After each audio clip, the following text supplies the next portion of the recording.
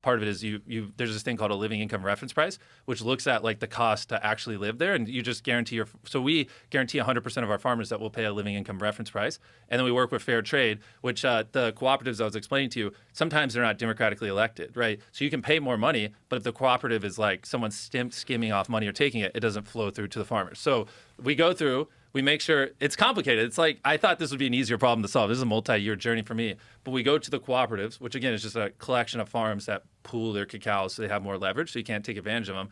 And we make sure through fair trade that they're democratically elected cooperatives, so the farmers actually get the money. We pay a living income reference price, and in exchange for doing those things, they have to let us audit and remediate the child labor on the farms. And so in this 5-village case study that we did, there's around 10,000 people living in there, and about 7 months ago, there's around 550 kids that were in illegal child labor in those communities.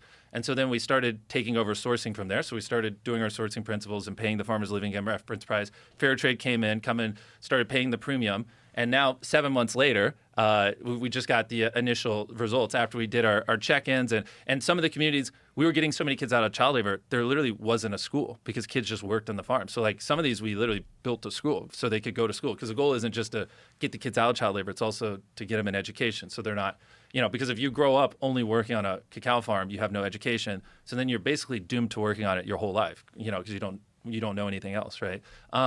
And so we just did our recent wave of check-ins where we knocked on all the doors, checked school attendance and everything. And so 7 months ago, it was 550 kids-ish, roughly, in illegal child labor.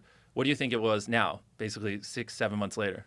I don't know. How many? We were able to get a 90% reduction and get it to where there's only like around 50 still in child labor with our first check-in. And now we constitute a kid remediated out of child labor with 2 check-ins. So that was just the first one. So technically by our books, they wouldn't be fully remediated because, there might have been an accident or whatever. So we like to double check it to make sure things are accurate. So we'll do another check-in in the future. So they're not technically officially remediated, but it just shows that like it's possible to reduce the child labor in these areas like dramatically, right?